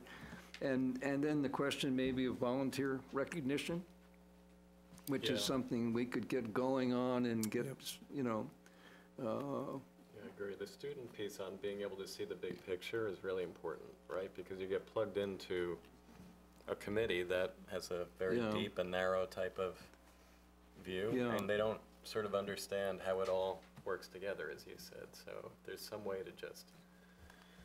I think the visual will help, if there is some visual that sort of shows all the interconnections and who does what and how it all works. I'm 100% supportive, and I love our student engagement, but I think we should think of that slightly differently than cultivating more involvement in our CBCs, because they're often here for a few years and then moving on. Maybe they come back, but I think, so there's all sorts of reasons to think we can generate more interest in the long run by engaging more students, and it's a great civic thing. But I also think we need to Yeah, I agree. Think of that slightly differently than just getting more involvement in our CBCs generally. Yeah. Well, can we let Lee know that we'll contribute some ideas in the next week to 10 days and come back and pick up the subject again? And Sure. And I'll send you some websites from some towns that currently have volunteer police. we thank you. Yeah. Tom and Jane, you're as expert as anybody in this, more so really. I mean, the food shelf, I mean, volunteerism runs to many activities that are not just town. Maybe we could poach a little bit of understanding from you and from Little League. How do they attract volunteers? You seem to be doing a first-class job of it with the food shelf. And you might come to another meeting and help us with some ideas about what you do. How do you recruit? What incentives do you try to supply? What understandings do you have of volunteers' satisfaction and willingness to serve? Maybe we can get Tim to come and talk a little bit about Little League. That's another outfit that's got tons of experience and a lot of success. So, and in broadening that inquiry, we're doing what we wanted to do. I think starting with your comment, Ron, which is to call attention to how beneficial this is for the town, and we can't ever take it for granted. So, thanks. Thank you. Anyone else like to add? Thank you. Great. Thanks, Ron. And the next item is The one you're excited about. the one I'm excited about, and we put it at the end of this thing just to be sure that Jamie would be able to participate. The next item is economic development initiatives, including but not limited to regulatory reform. And as you know, Jamie has provided us some background. Do you want to take it from there? I'm happy to, but to be clear, this is Mike and Yes. Jamie presenting this, and this is absolutely sort of a joint proposal in every sense of the word. So Mike, weigh in as you'd like. Yeah, If you want to I kick it will. off, that would be great. I'm happy to. Well, I will say that these are three topics that came out of our economic development forum that, and probably in, I would think, order of maybe not importance, but significance to many people. So I think we should really start thinking about the feasibility of some sort of economic development position, as Jamie has laid out. Jamie laid this out. I sort of did a little editing, but he can take full credit for a lot of this. But I mean, we've been talking about these ideas, so it's not shocking. I think regulatory reform as well, the idea that we should think more specifically and in light of a lot of the feedback we've gotten about zoning and other sorts of regulations, not necessarily with any goals in mind, but just to start thinking more specifically about how we can meet some of our economic development goals. So, and finding ways to work with the community, to engage the business community and start developing a rapport and mutual sharing of ideas. I suggested that, I mean, I think Jamie and I are both on the same page that we should start doing this sooner than later, at least getting the ball rolling in some way. So that's what this is meant to do. So. Yeah, no, I think that's it. You know, we tried to keep this simple, but really very much are regurgitating what we heard at the Economic Forum. And that may not be the best approach to take, since it was one point in time and it was 2 hours. And I don't know if it should necessarily inform our overall strategy, but it's a starting point. And Mike and I just wanted to put something up on the board for the entire board to react to and critique and think about, are these the right initiatives? 3 felt good to us. It felt manageable, and some of these are more realistic than others. I think regulatory reform strikes me as that's a big nut to crack, so we'd really have to hack it apart and keep it manageable. But the economic development headcount, loud and clear that there was a strong demand for exploring that, and what we wanted to do here was just explore the feasibility, right? Lee's already on this. He's already speaking to Colchester, doing some outreach, figuring out what does a job description look like, right? We'll get into budget. We'll talk about whether there is any opportunity to actually move something like this forward. If it doesn't happen next year, then maybe down the road. Regulatory reform, Jason's here tonight.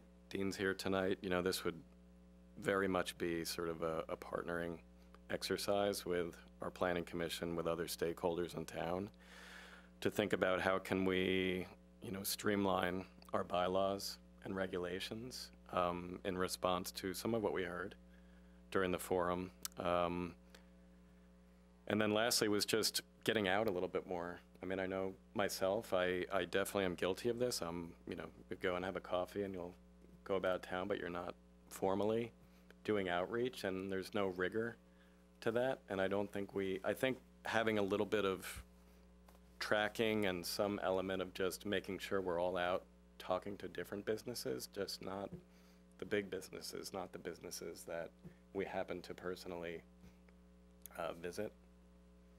Yeah. So I thought, to me, that struck me as what we heard was, we just don't know you. You know, you don't get out, you don't really care.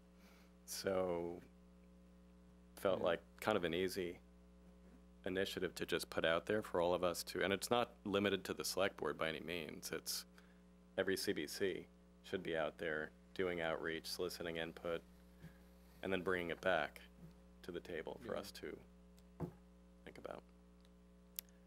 So that's the proposal. We're happy to take input, chat about it, get feedback from the folks in the room here, and then start to refine it as we get into budget.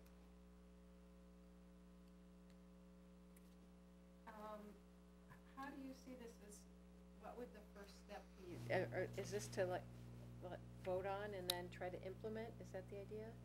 I think we definitely want a sense of, is there consensus, is there support for this initiative before we went off and running? And Well, I certainly support it. I was at the Economic Forum, and I believe this accurately reflects the sentiment of those.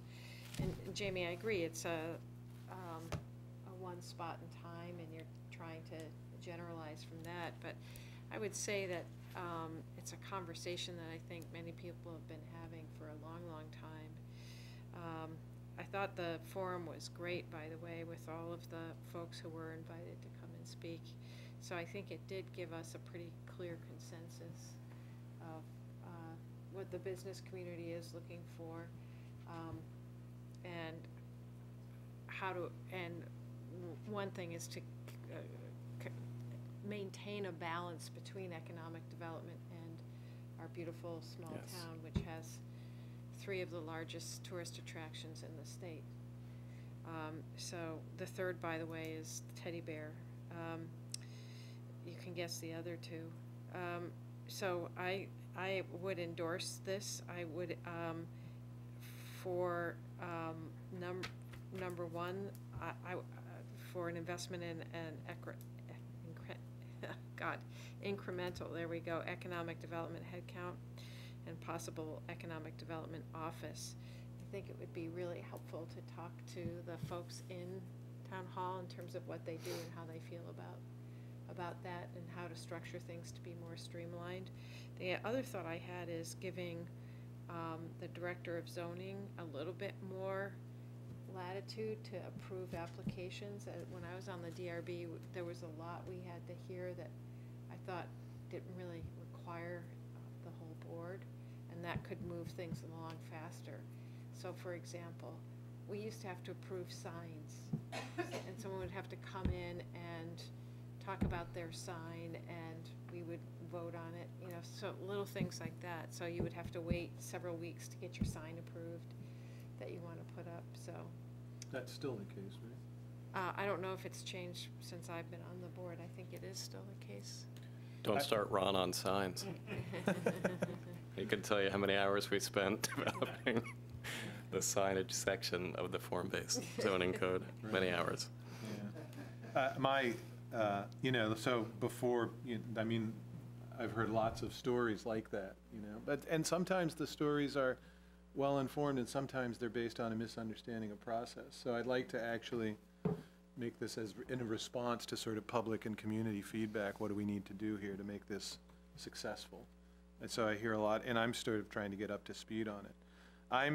You know, the economic development position office, however, I'm really struck by the sensibility of something along those lines, but I don't know how to think about it in terms of cost benefit or what exactly we're actually envisioning. I actually did have a conversation with Tom Chittenden, who's on the South Burlington board, and I guess their town manager was a former economic development person. So he said that they, so he said they essentially have that. But he said if we didn't have him, we would definitely need an economic, so I just said we're sort of exploring, do you guys have any experience? We're actually going to chat. So one of the things, and I know you've begun to do this, is sort of look around, what are people doing for this and how are they envisioning it? Are they carving out new roles for existing staff? Are they, so partly I just want to get a sense of what are we actually trying to achieve and what are the resources we have available to do it. But I'm really struck by that also because one of the things we heard in the Economic Development Forum is that the regulatory structure is cumbersome and burdensome, but I think oftentimes that's because there's not a sort of a conduit for people and help in sort of getting through the process. And if we had an office or an officer who could lend a hand there, I think we'd reduce this sense of frustration among a lot of the business community that this is so difficult. So I think it could serve actually two really important roles that we need to start thinking about how to figure out. I know that this is might sound ignorant, but what exactly would an economic development person be? Like, what would they do? Like, what questions do we ask of them or expect them to do? I can give you some ideas about that. Burlington, as you probably know, has a very large CEDO office. One of the things they do is they will go and court businesses to come to Burlington. So that's one thing an economic development officer will do. Be a point person to, for example, the shipyard just sold, does anyone know that? To the largest marina company in the nation called Safe Harbors. I bet you there's nobody in the town offices who's had a conversation with the CEO of Safe Harbors. So it's going to be, and there are going to be huge changes. Agreed. So the economic development officer would have his or her finger on the pulse of something like that. There's only one Lee, and we're already asking him to do, more than full-time work. So an economic development officer can also find grants and funding for certain things, and then also help shepherd a business person through the process. So when I started my business in Burlington 7 years ago, I went to the CEDO office. I learned how to do an SBA loan. I learned what loan officers were connected with that. So there was a place to go to get information for my business right in Burlington. It was very helpful.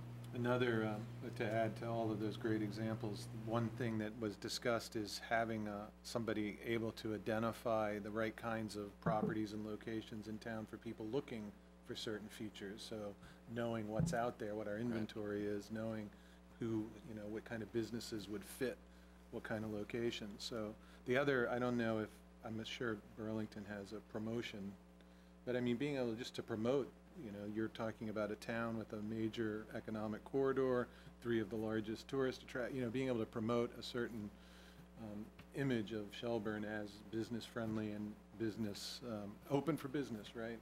Another thing an economic development officer would do, and my understanding is to be connected with local realtors.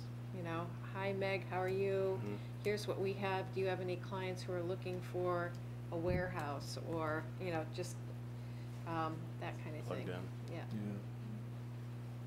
But I think to answer your question, that's, the goal of the feasibility analysis is to help identify what would a job description look like, right? And we'd sort of have an opportunity to vet that, of course. And I think Lee's outreach and diligence will help pull some different versions together, right? We'll start to see some different models from various towns and then figure out what works best for Shelburne.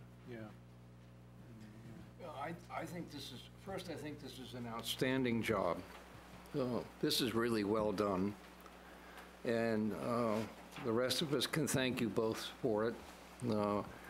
I think the condensing to 3 doable things, actionable things is a really solid approach. My sense is that we could have started tonight with a policy statement of some kind. I think we're beyond that, really, and it may be what we now do is more important than agreeing on a policy that we will enhance economic development or something along those lines. And following from that, I think what's going to be very important is that every time we meet, we have something. Either a guest to talk to us, an idea to follow, an approach in budget, recognizing that we're 18 months away from maybe a body, but we have much that we can do in between. Some expert analysis from people like Dean, who know the regulatory regime as well, if not better than anybody, so that we keep in front and visible as a means of commitment our willingness to keep attacking this problem. So I think that's going to be very important. I think it's not just symbolic. I think the step to join the Shelburne Business and Professional Association is something we should do tonight. Just simply say, let's do it. I think from there tonight through several years' worth, this is a long-term commitment and effort. I think every couple of weeks we should be able to have something substantive to talk about, or someone to invite, or a proposal, further proposal to make. And my sense is that this is an absolutely super starting point. And I'm mostly concerned at the moment that we not lose the momentum that's been generated in what seems to be almost the perfect, in the most perfect way. And in a very satisfying way for us, as I've noted to all of you, that here's an opportunity to envision. Here's an opportunity to set the community on a path that's a question of vision, not just fixing, a leaky faucet kind of thing. So, and it may be to involve other adjacent and others of our volunteer group, but it would be to ask you each week, each time, each meeting, to have something of substance, a little corner of the agenda that could be dependent upon as a commentary or proposal or idea for economic development. Yeah, I agree. I mean, to be clear, this doesn't happen with the 5 people sitting here, right? Yeah. I mean, it's very much a cross-functional CBCs, town staff, other stakeholders throughout the town who need to dig in on this and help us execute on some of these initiatives. I don't see anything other than 100% support, Lee. I mean, doesn't seem to be any question about direction to you or to hopefully anybody listening and viewing. This is a super piece of work. So Lee, how difficult would it be, say, in 2 weeks at our next meeting? I just would be interested in, say, a couple of, maybe 3 models for like an economic development position. Honestly, I just don't even know how to think about it. I mean, obviously we could hire a staff person, but we've got our budget issues, and I would like to get a sense of this as we go into the budget season, to start thinking, what are we actually talking about budgetary impact here? And I'm hoping. But can I just say, I don't think that should be a barrier. No, I agree. Right? Like, no. Don't let that My stop us assumption is from that the thinking cost big on benefit- this, because this is long-term investment, and I do think there's a community demand for making this investment. No, I agree. Even if it does move the needle a bit on a 1-year budget And I increase. think it's very likely to be cost-effective, but I would just like to have a sense of numbers. Well, what should we be doing with our time between now and then? That's the key. Well, I'm wondering if it's feasible for Lee to do something like that within a month or something, or? Well, I already have one appointment with an economic development person in another municipality in the county, so I intend to keep pursuing those conversations, and certainly have my own ideas as well about how this kind of effort could potentially be folded into what we do now. Is there a chance that that person, depending on your conversations with him or her, might be interested in coming and speaking with us? I think that very likely. Kind of like. I think she'd be happy to come. Yeah, that's a good idea, Colleen. South Burlington. Yep. Yeah. You know, when you Yeah, think she's in about it, Colchester. if an economic development officer is successful, he or she pays for Easy. himself easily, bringing Yeah. business to town and, Yep. you know. Yeah, there are certainly various models that can be applied to the challenge. Well, I'll just Ron? say, I attended that evening, and I want to thank Jamie and Michael for putting it together. It was a really wonderful evening, and I heard two things there. One, I heard appreciation from those business owners that you put that together, and I heard frustration that nobody had asked them before that. And myself and a number of others in this community have advocated for an ED position in this town for a long time. And I think a number of items on this chart could be solved by an ED person going to these people and saying, what are your issues? What's going on?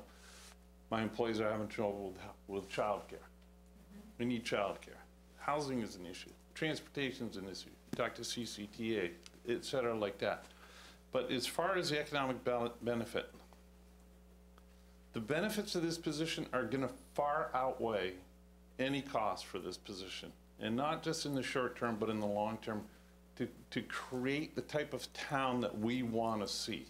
And we're on a major corridor out here, and no offense against Dollar General stores or dollar stores, but that strip is ripe for them, and a number of other stores like that. So if you want to direct the type of development you want to see and the type of commerce you want to see in your town, you need an ED position to do that.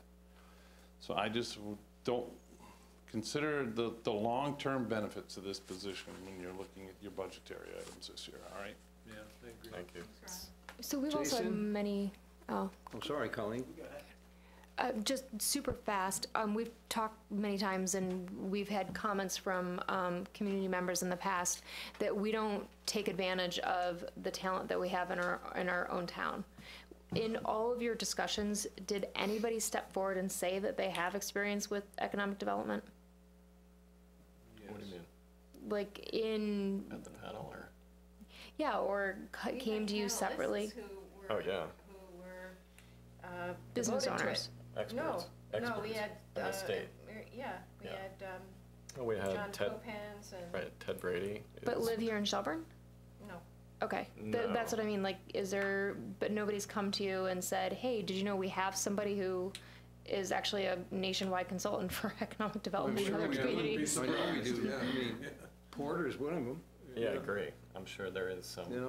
local resource if we're able to just uncover Find that them? rock for this person. who's And sitting at home and not in the be room a step tonight, but- on an interim before you actually see a body in place. You've got a lot of time and opportunity, and that may be one of the things that maybe we make the forum a period, an annual event.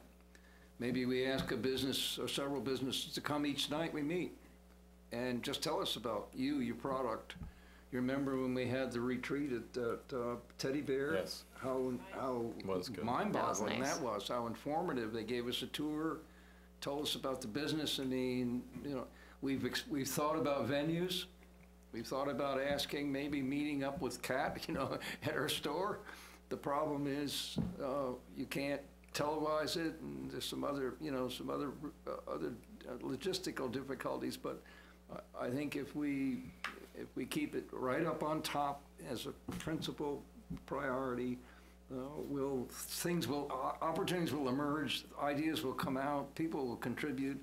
I think Colleen will probably attract folks who've got some background to offer, and because I know the community is filled with them. Yeah. So, any. Yeah, no, I would just say, like, I think I said it, but I would encourage us not to be tentative with this, right? Because Ron's right, like, that corridor is going to turn very quickly, and then we're going to be, Yeah. it'll be too late, right? At that point, you just can't Yeah. reverse And time, again, so. from my perspective, and I think this is empirically true, there seems to be a lot of growth, and we're riding a moment of a lot of interest in the community. I feel like we should really get on that and channel it and get it, The upside far outweighs the downside. Yeah. Worst case scenario is individual doesn't work out, right? Like, it just Yeah. doesn't work, and then you peel it off, right? If it doesn't work, then go back to what we're doing now, which Right. isn't working either, but we'll try something else. Yeah. some ideas, Lee? Are you? Oh, I is got it plenty of acceptable? ideas. Is it acceptable for you to kind of carve out time and opportunity for this on a regular basis? And Yes. Jason, comments? Yeah, I just wanted to 100% back up what Ron said. Also indicate that you've got the full attention of the Planning Commission, because a lot of what we were going through with our recent form-based zoning amendment, there were lots of side discussions that came out of, well, what's the guidance in this particular area? What do we want to see? It's one thing to say, yes, we'd like this to build into something, but what is that something? And I definitely appreciate the conversation about reaching out to existing businesses, and that development forum was amazing for getting that feedback. I'd also like to make sure, while not losing sight of that, and I believe, Mary, you mentioned reaching out to realtors, something that's been in my mind is there have been properties that have been vacant along Route 7 since I moved here in 2007. And I'm not sure how long before that. And I'm just curious if, my view would be to have somebody that can reach out to either the property owners or through a realtor and understand what are you seeking for that property, and then have an idea of potential development projects or business projects that then we can start matching up, and we have a vision for something that we can bring to somebody. Because I imagine some of these properties, it could just be that whoever owns them has so much money, it's not something that they think about. But it would be really intriguing to do something with that land instead of just having it be open. So just don't want to lose sight of that either. Absolutely. Thanks, Jason. We have an expert sitting right here in one very key area that we won't want to lose sight of either. And Susan's been a small business person here for years. Her small business and others like it in Shelburne make Shelburne in large part what it is, and we'll keep it what it is. We'd like to hear from you some night about your experiences, several decades worth of running a business in town with a clientele that's largely local. And because we have experiences in all of our lives every day with businesses such as daycare and personal service and home help, and we did an accessory structure innovation in code, which I think was a real watershed for us. That may be another area, in addition to our artisan economy, which has been a long-standing interest of ours. Somehow getting the Shelburne Days crowd in here. We have a lot of, and some of them with national reputations. We have home-based businesses and artisans that I think we could reach out to with great profit too, and